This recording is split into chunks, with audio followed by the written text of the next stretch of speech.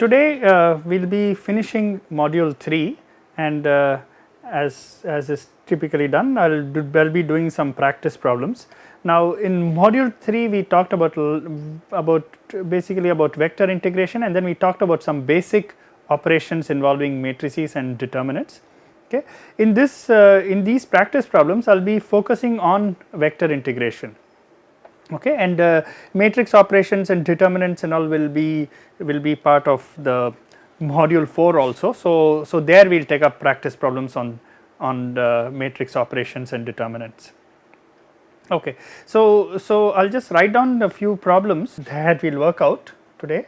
Okay, so the first problem has to deal with line integrals. Okay, so what you have to do is to calculate work done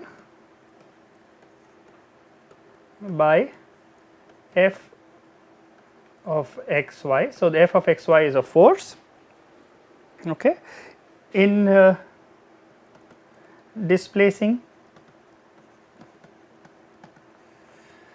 a particle from A to B along two paths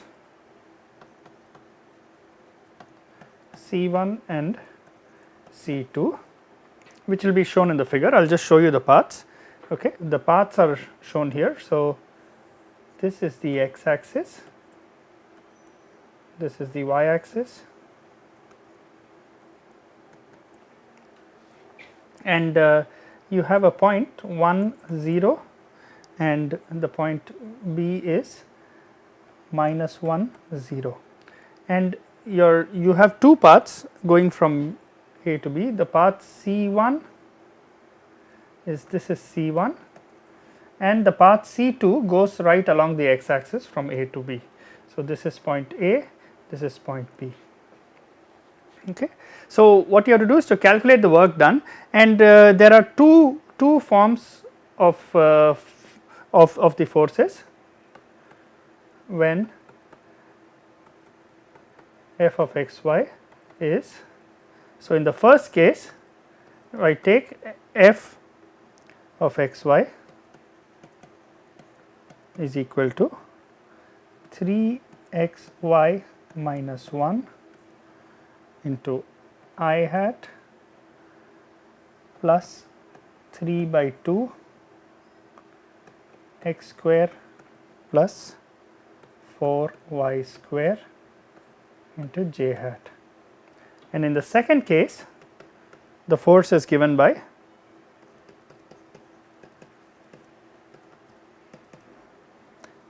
x y times I minus x square times j. Okay. So this is the statement of the problem, and I just want you to understand what we are trying to do in this problem. So the problem is you are taking this particle from A to B and you are taking it along two different paths. This is C1, which is along a circle of unit radius, and C2, which goes right along the x axis. Okay. So just to emphasize, this radius equal to 1, radius equal to 1. So there are two possible paths going from A to B, and I am giving two possible forces. Okay. So for each force you calculate the work done along each path. Okay, work done when the particle is moved along each path. To solve this, let's take the first force. So the solution, I will write it in red. Solution. Okay. So F. So the first case, F is equal to 3 x y minus 1 times I plus 3 by 2 x square plus 4 y square into j. Okay. So the first term 3xy minus 1 is the x component of the force, and the second term 3x square plus 3 by 2 x square plus 4y square is the y component of the force. Okay. So that is just what we had here. Okay. Now, the first thing you can do is to check for path independence.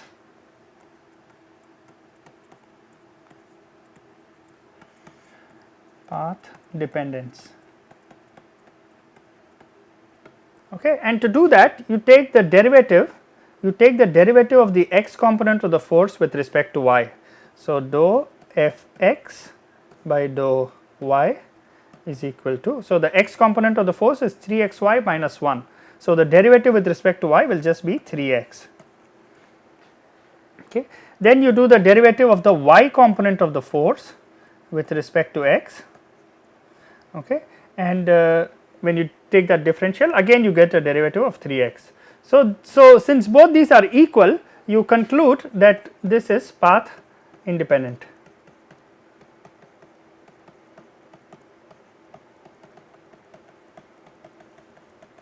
Path independent, and so what you would expect is that the work work done in going along path C1 should be the same as the work done in going along path C2.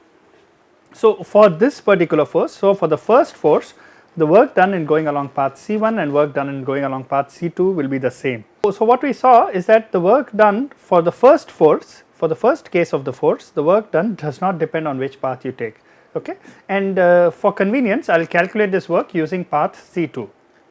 So, what do we know about path C2? So use path C2 to calculate work.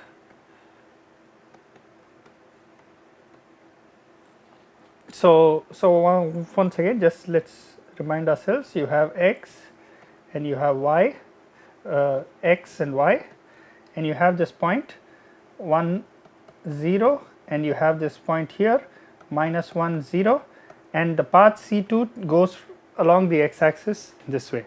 So, along C2, okay, y equal to 0. So, I can write integral or work is equal to integral from, and x goes from, so x goes from 1 to minus 1, and so dy is also 0. Okay. So, the only term that will contribute will be the x component. So, that is, so now I will get 3xy minus 1 dx. Okay. But since y equal to 0, so I have 3 into x into 0 minus 1 dx. Okay. So, remember dy is 0, so I do not have any term involving dy. Okay. So, then I just get minus 1 dx. This is equal to integral minus 1 dx from 1 to minus 1. So, we are going from 1 to minus 1 in x. So, x is going from 1 to minus 1. So, this is equal to 2. Okay. So, that solves the first part, and you know, you can verify, it is a little more tedious, but you can verify that even if you take path C1, you will get the same answer. Okay. But I will not do that here, but in the second case of the force, okay, we will look at path C1. Okay. So, let us look at the second case. So, in the second case, we have the force given by minus x square j. Okay. Now you calculate dou f x by dou y. Okay. So, if you take the derivative of this first term with respect to y, you just get x, and dou f y by dou x, this is equal to minus 2x. Okay. So, clearly these two are not equal. So, this is path dependent.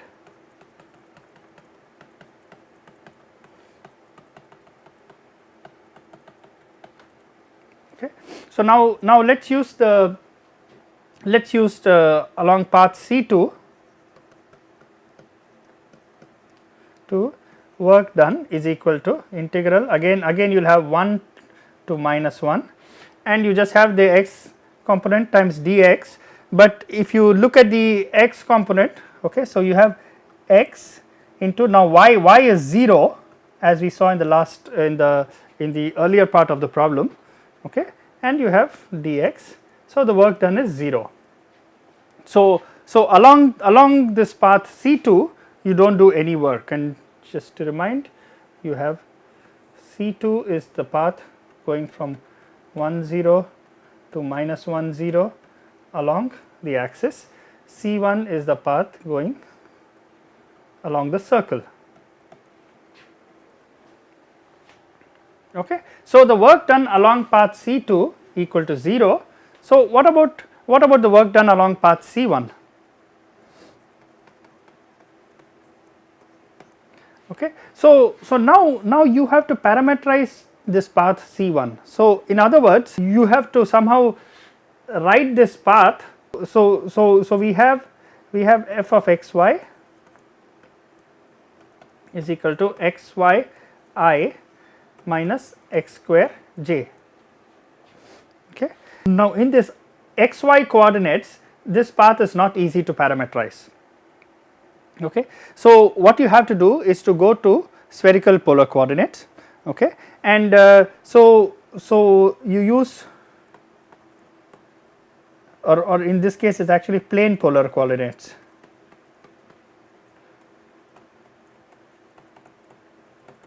Plane polar coordinates, what is done is you go from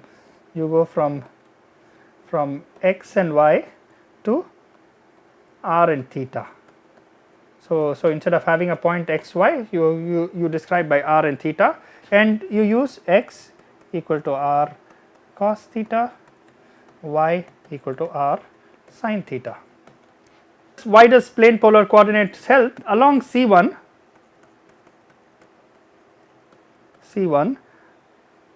r equal to 1 constant.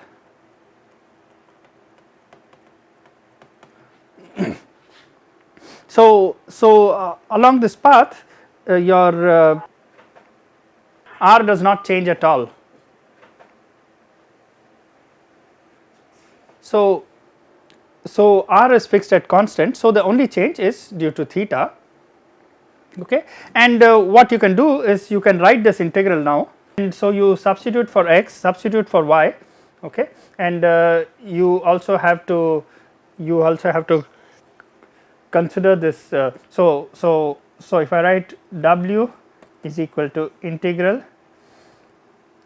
x y dx plus integral, or minus in this case. So, there is a minus sign, there is a minus x square. So, I will put a minus sign. So, minus integral x square dy. Okay. This is along path C1. Okay. Now what I can use is that since x is r cos theta and r is fixed, okay, I can write dx is equal to sin theta d theta with a minus sign. So, minus sin theta d theta, and dy is equal to cos theta d theta. Okay. So, both dx and dy can be expressed in terms of theta, okay, and similarly I can express x and y in terms of theta, again r equal to 1, I am taking r equal to 1. So, I can calculate the work and I will get the expression, I will get it as an integral. Now, theta along this path. So, if you look at theta here, okay, theta goes from 0 to pi, okay, theta is defined to go from 0 to pi. So, what you have is integral from 0 to pi. Now, x times y is nothing but cos theta times sin theta, okay. So, it is cos theta times cos sin theta, and then you have a dx. So, you will get another sin theta. So, what you have is minus cos theta sin square theta, that comes from here, and the other term minus x square, that is x square will give you cos square theta, and dy will give you another cos theta. So, you have minus cos cube theta the whole thing d theta, and you can simplify this. In this case if I take cos theta outside, then I get sin square theta plus cos square theta. So, I get minus integral 0 to pi cos theta d theta. So, what is this value equal to? So, this is equal to, so integral of cos theta is sin theta. So, minus sin theta from 0 to pi, and this is equal to 0. So, the work done is actually 0. Okay. So, what you notice is that you got 0 work along both these paths C1 and C2, okay, even though your force was actually path dependent. Okay. So, the force is path dependent, but for these two paths, and I emphasize it is only these two paths that you got the same work done. Okay. So, in both these cases the work done was 0. Okay. So, that completes the first problem. Now, I will do the second problem. Okay. So, the second problem that I want to give, okay, that involves a volume integral. Okay. So, this involves a volume integral.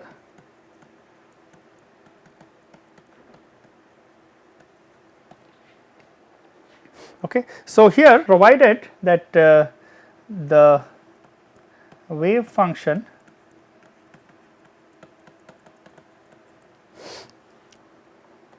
of 2px orbital of hydrogen atom is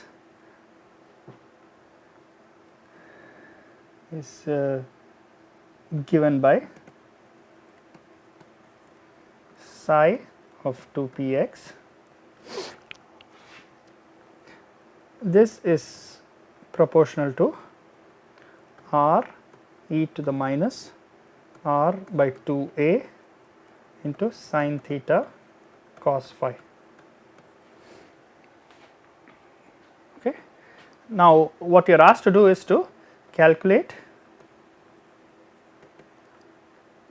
a volume integral, and that volume integral I will just calculate psi 2 px square d cube r.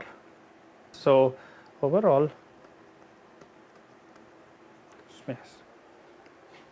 Okay. So, you calculate the volume over the entire 3-dimensional space. Okay. So, I will just give you a little bit of background about this problem. So, I have expressed this wave function, okay, in terms of r, theta and phi. So, it is already expressed in spherical polar coordinates. So, I will just mention it here. So, we have used spherical polar coordinates.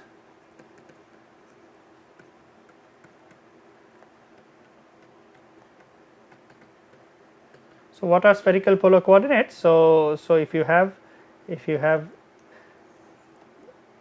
a coordinate system where these are the axes x, y, z, okay, then if there is a point x, y, z are the coordinates of that point.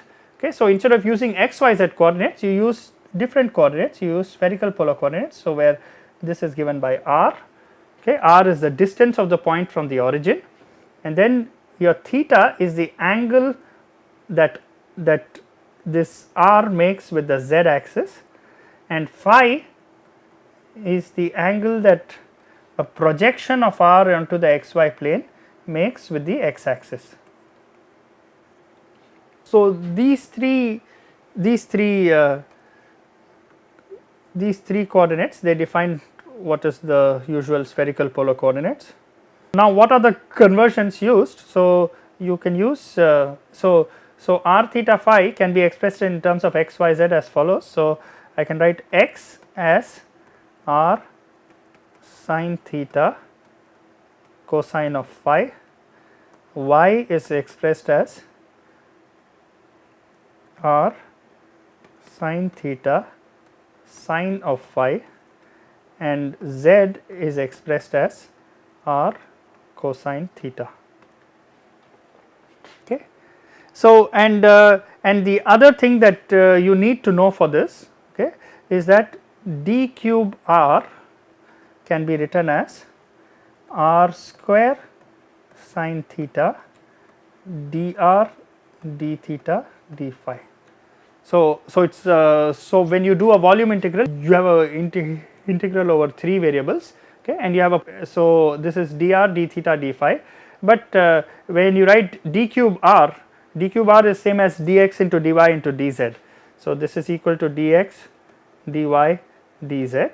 Okay. When you convert it to spherical polar coordinates, then you do not just write dr d theta d phi, you have to have this factor of r square sin theta, you have to have a multiplicative factor of r square sin theta.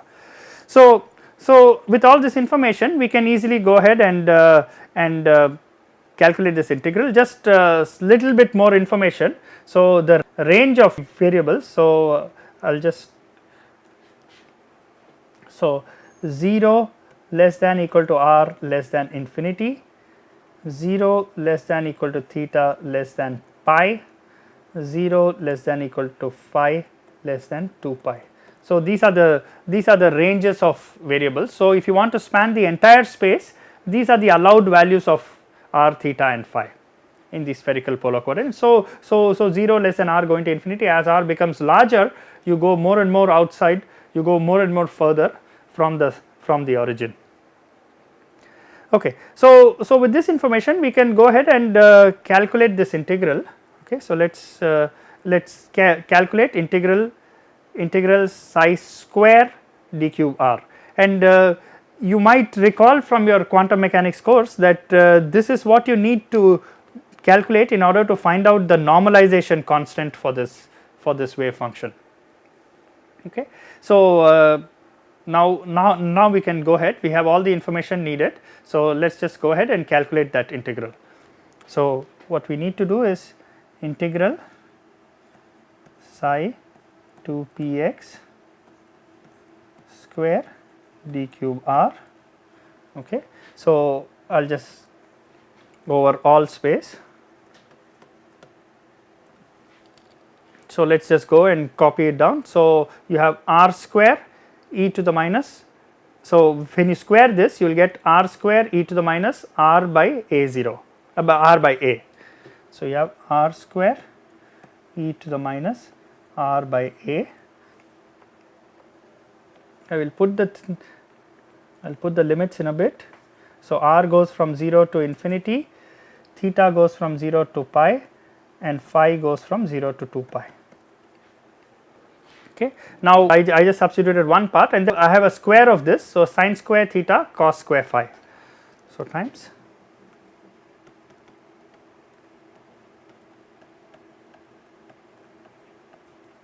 okay, and then I had a d cube r, here. So, the d cube r is given by r square sin theta dr d theta d phi.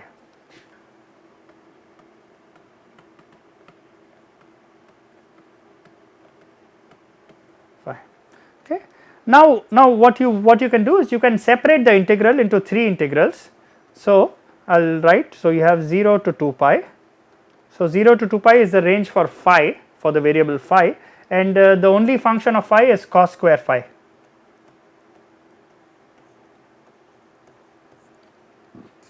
Okay. And then this will multiply an integral over theta which goes from 0 to pi, and now you have a sin square theta into sin theta. So, you have sin cube theta,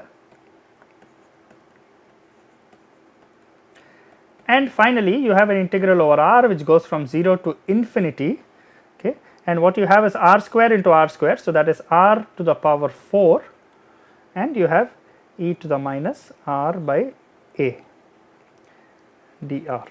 So, you have to do each of these integrals, you have to do each of these is a simple one dimensional integral, okay, and you can do this easily and calculate the values. So, if you want to do cos square phi d phi, then you replace cos square phi by 1 plus cos 2 phi by 2. Okay, so when you replace this by 1 plus cos 2 phi by 2, then you do the integral, you will get phi plus sine 2 phi Okay, so phi by 2 plus sine 2 phi by 4 integral, and you put the limits 0 to 2 pi. Okay, so that is this first part. The second part, the theta part, okay, that works out to, so sine cube theta. Okay, so if you replace sine cube theta in terms of sine theta and sine 3 theta, okay, and then you can do the integral. I will just write the final answer for the integral. So you get minus 3 cos theta by 4 plus cos 3 theta by 12 integral from 0 to pi. Okay. And then this last integral, I will write it slightly differently. I will write this as integral.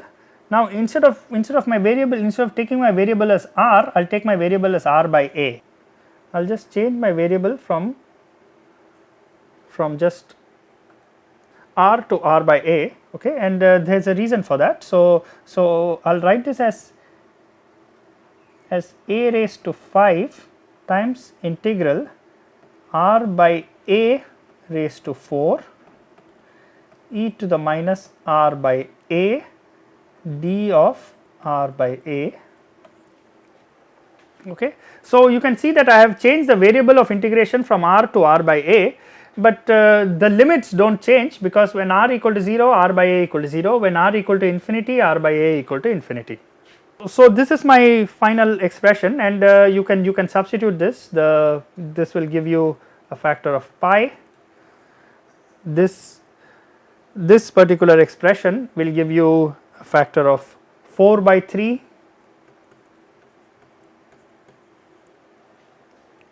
Okay, and finally this particular expression is a raised to 5, and then you have an integral that looks like x raised to 4 e to the minus x dx. You have an integral of this from 0 to infinity, and if you look up, this is related to something called a gamma function. This is essentially this is an integral representation of a factorial. Okay, so this is equal to 4 factorial. Okay, so finally what you get, you can write your expression as, so 4 factorial is 1 into 2 into 3 into 4. So if I cancel the 3, then I will get 1 into 2 into 4, that is 8 into 4 32. So I have 32 pi a raised to 5. Okay, so this is the final expression, and you got this by doing this volume integral. Okay, so we will start module 4 in the next class.